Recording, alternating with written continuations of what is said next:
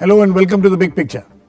The second quarter review of the monetary policy for the present financial year undertaken by the new RBI Governor Raghuram Rajan today has received mixed reactions.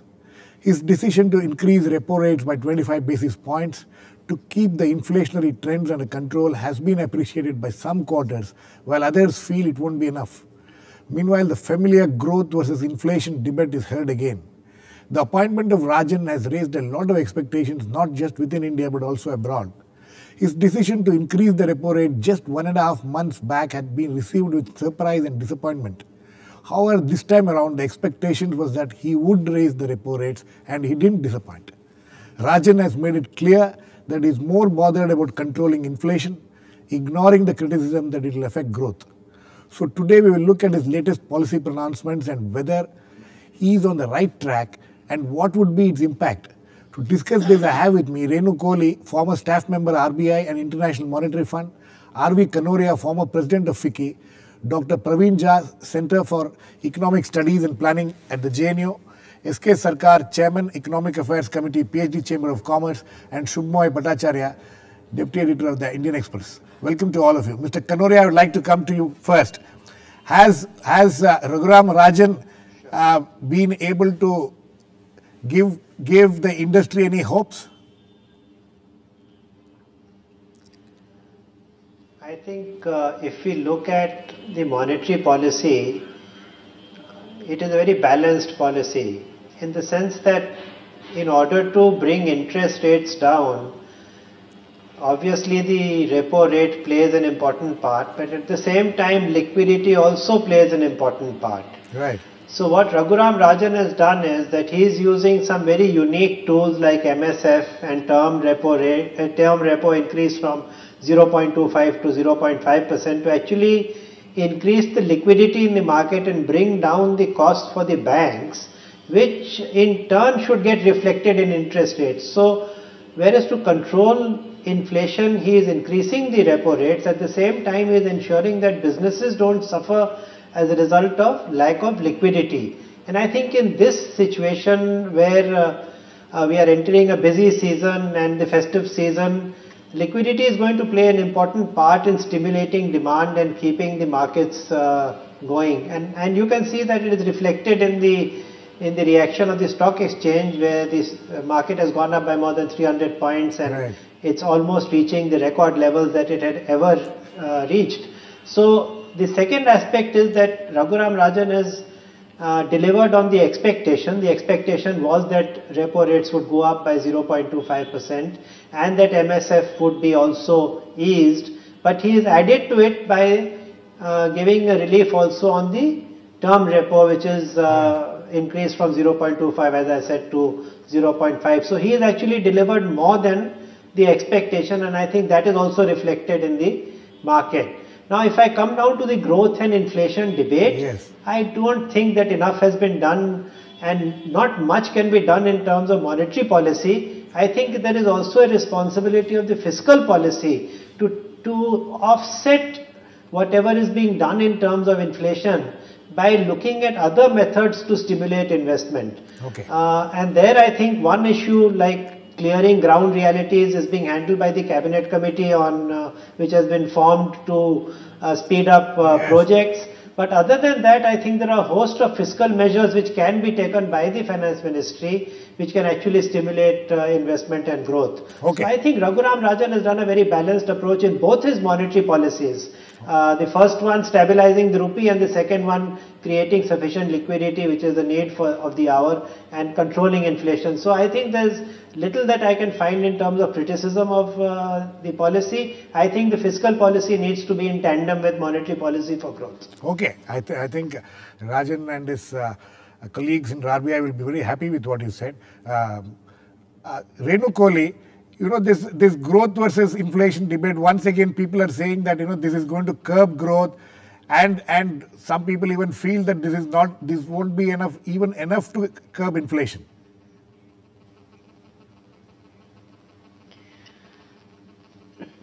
It is true that the growth and inflation trade-off is at a very critical point, and given the sharp demand destruction that we are seeing growth has been below 4% now for 2 to 3 straight quarters.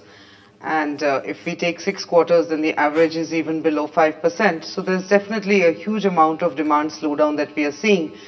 And in contrast, inflation, different parts of inflation are reflecting actually significant demand destruction. But the point is that what we are seeing at present is if we take the backdrop as just July, from July 17, when the interest rates sharply made a U-turn to support the exchange rate, then definitely the current normalization of monetary policy and easing of liquidity is definitely, there is a monetary easing, and on that light, you know, some market segments, etc., are quite happy. But let's rewind to before July 17. Let's rewind back to May actually. Inflation had come down to, you know, in the range of below 4.5%, and monetary cycle was easing, and that was very growth enhancing, or would have been. But nonetheless, we've had a depreciation shock, and what we are seeing, the resurgence in inflation, is more to do with the pass-through of diesel prices. I do think that also it is quite evident that the Reserve Bank now is shifting more towards giving greater weightage to consumer price inflation.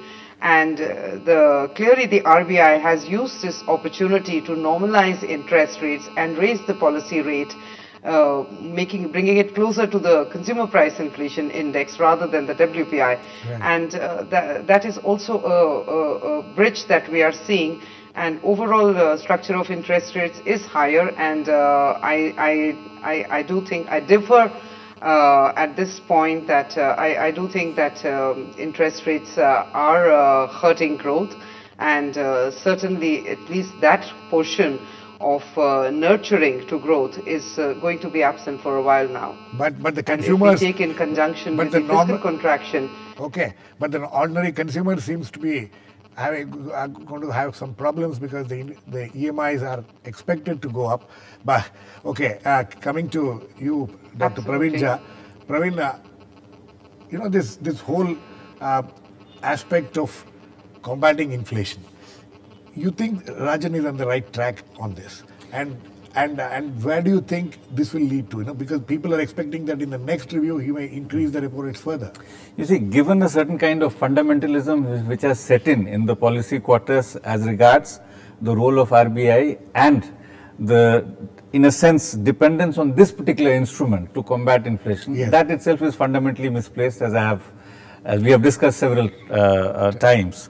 So, in that sense, one has to possibly question something much more basic. I mean, the larger architecture of the policy positions which have been there for a while now, and hence I do believe that this in itself, you know, does not really go that much to address the issue of inflation. There are a number of other factors which are far more important, and nothing is being done there. And in that sense, one can even argue that if we had, you know, not raised it, and maybe if we had reduced the repo rate, I am not convinced that it would have necessarily led to any increase in inflation. You know, we actually need to do a much better calculus, both theoretically, empirically, to sort of arrive at better judgments. That's my take on this. So, in that sense, I don't think this is something which is going to address the question of inflation in the first place in any competent, forget about comprehensive, but even in a competent manner. So that's the first point I wanted to make. Two, yes, on the face of it, there is a bit of rationalization, you know, sort of by cutting the MSF rate. There is an expectation that as Mr. Kanoria says, the liquidity will increase. Exactly. And that will bring the interest rates down. That is true. So, but again, on the other hand, I mean, the point is that you're looking at these two things in tandem. Sure, and as Mr. Kanoria said, that why not also look at a whole range of other policy measures and other tools, etc., etc. So, if there is a more comprehensive kind of framework to talk both about growth and inflation, that would be much more helpful. But what this particular measure does, in a sense, leaves you in a state of suspended animation. Right? So, in that sense, I'm not quite sure whether this, either in terms of combating inflation or in terms of improving the overall growth atmosphere or whatever, either of these measures takes it very far. You don't think it'll... Mr. Sarkar, would you agree with what Praveen says, or do you think that, as Praveen and both Kanoria also pointed out, the government also needs to step in and add to the whole thing? What kind of fiscal policy support will be necessary to this kind of a policy formulation of what we have seen today by the RBI governor? Well, to begin with, I'll say that I was half expecting that they'll maintain a status quo on the monetary policy this time, which they haven't. Of course, the market was expecting this increase of 25 basis points.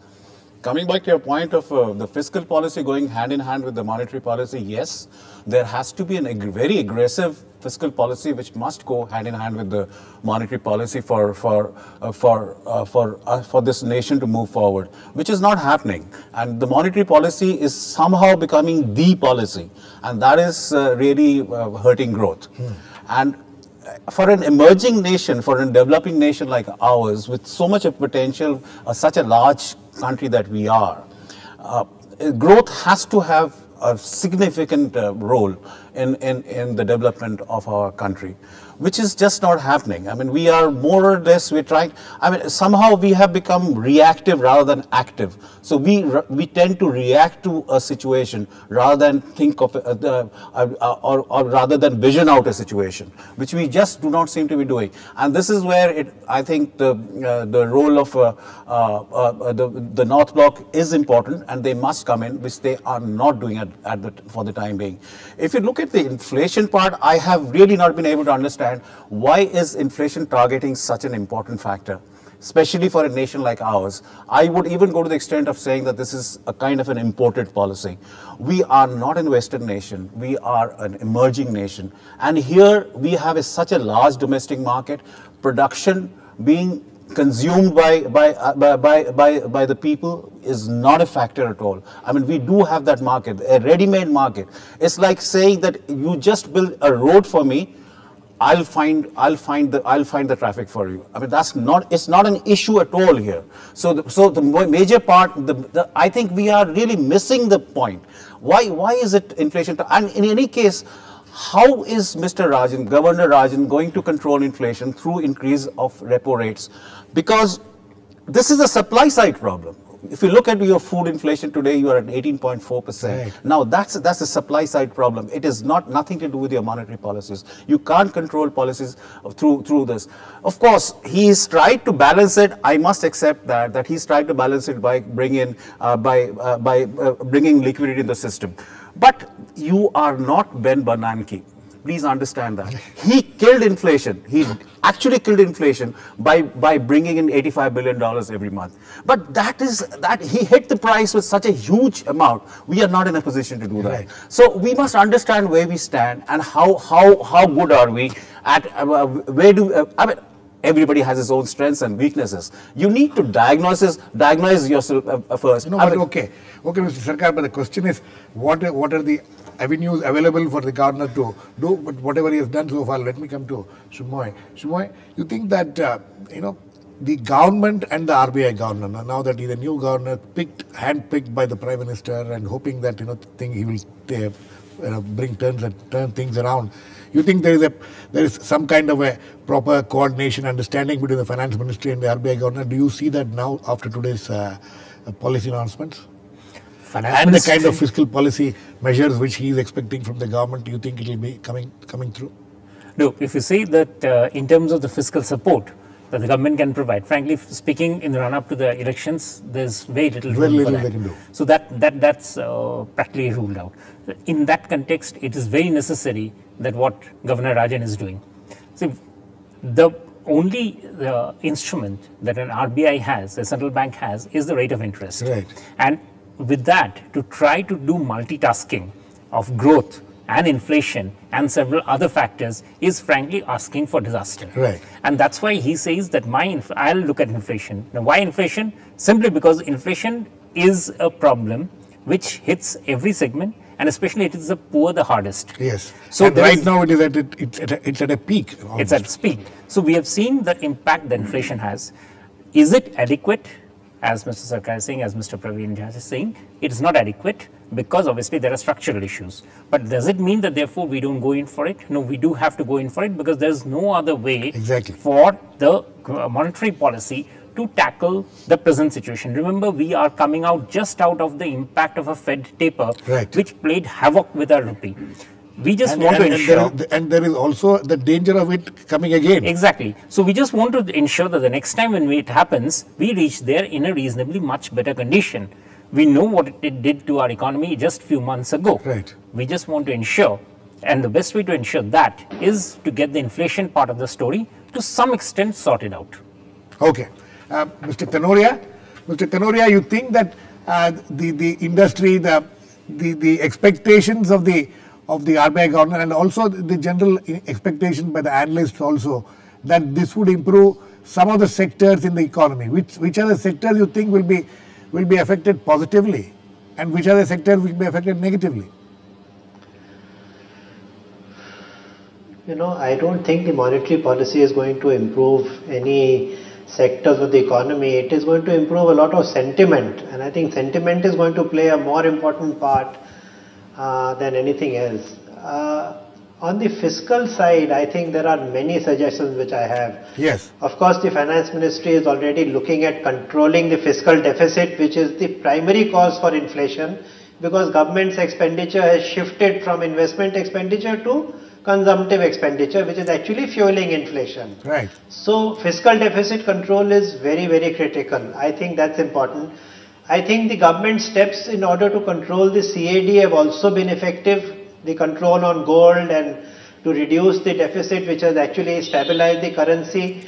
And that is also going to reduce inflation, because if the currency runs away, we are going to have imported inflation rather than local inflation. So I think that also has been a positive step. I think what is now needed is investment stimulus, which means if you cannot reduce interest rates, which are ultimately going to play a role in controlling inflation, I mean, you can always give interest subvention for investment purposes, and I think that can be one of the stimulus activities which the government could think of. The second is they could give accelerated depreciation. They could extend the investment allowance to smaller projects rather than only projects up to above 100 crores. They could start giving faster clearances for land, for environment, which they are already doing through the cabinet committee, but it has to spread to small and medium industry and not just to large industry. So I can actually give you a whole laundry list of what can be done by the government in terms of fiscal stimulation to allow growth to again come back in the economy. But the first correction which is being made is sentiment. With the sentiments, I think sentiment plays an important part, and that is positive today. And as you pointed out, the stock market has gone up, but we should also remember that it is just the elections around the corner, and how much of these fiscal measures the government will be able to undertake, we'll have to wait and watch. Renu Kohli, you think that these kind of expectations during an election year, how far, with just elections just a few months away, you think any of these policy formulations which Mr. Kanoria is talking about, any of these policy measures are likely to happen?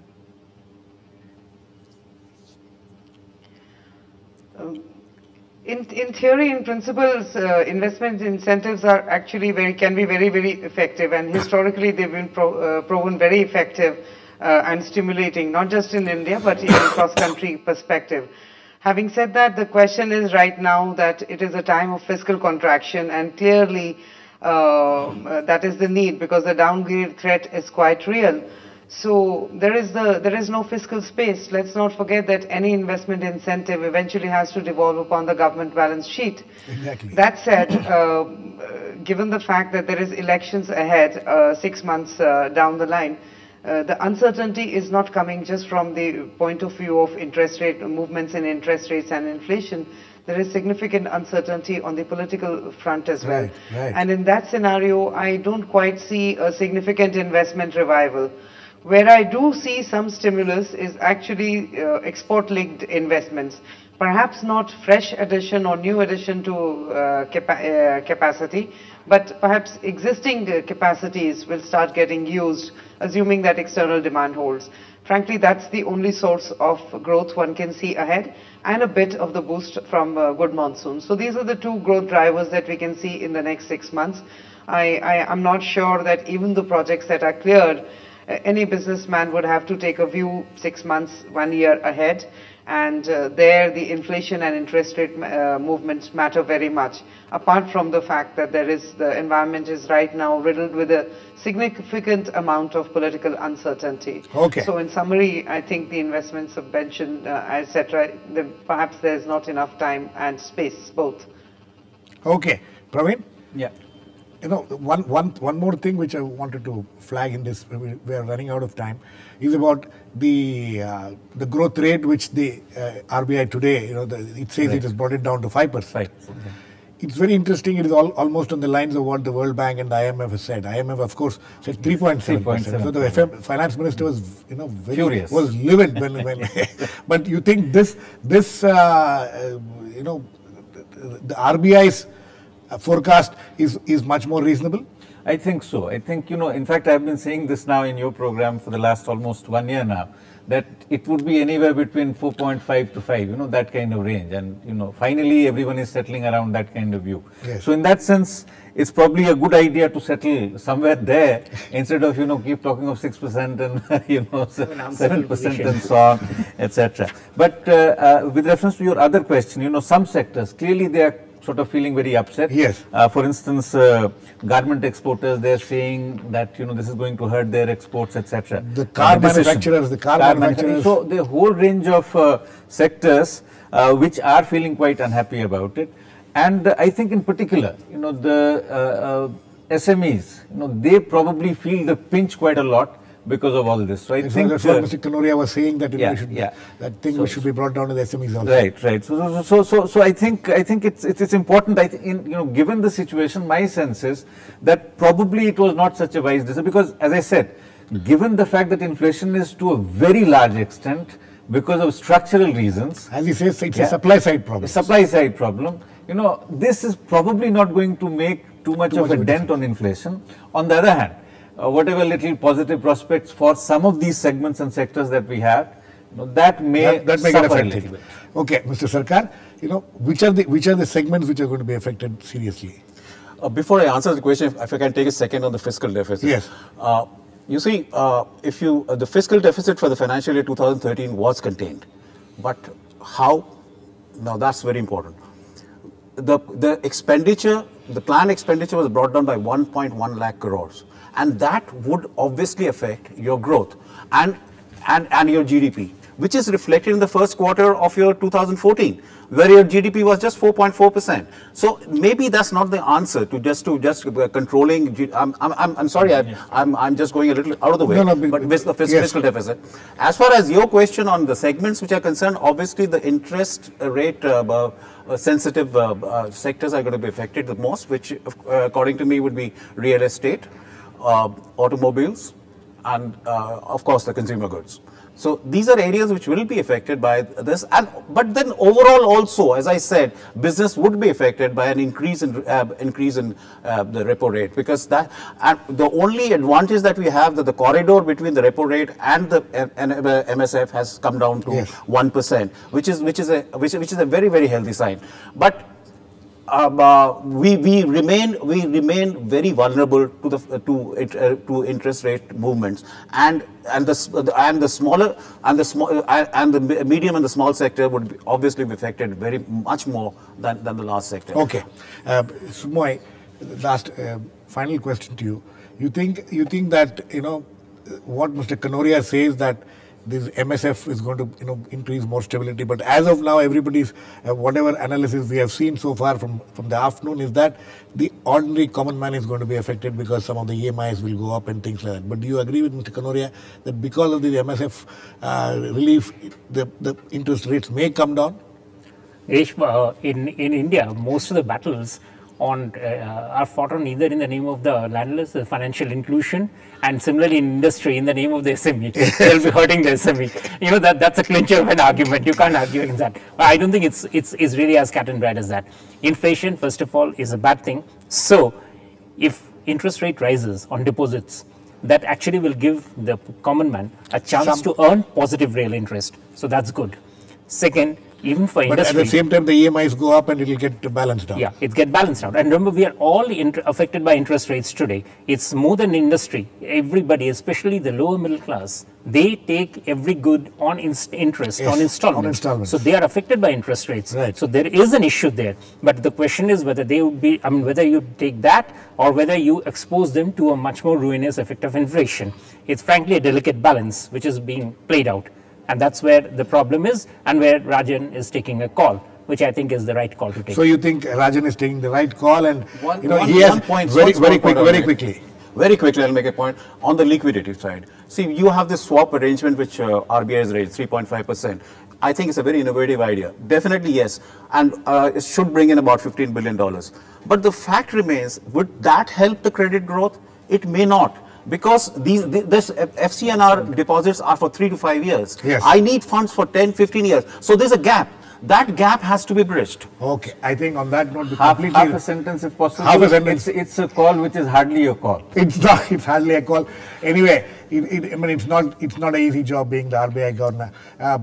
But he seems to be doing some right things, because obviously when the currency was really under great stress, he managed to bring in some measures which is, we'll see how this present measure will help the economy. Thanks to all my guests, Mr. Kanoria, Renu, Kohli, Praveen, Mr. Sarkar and Subhomoy Bhattacharjee. Please keep watching. We'll come back with another issue on the big picture same time tomorrow.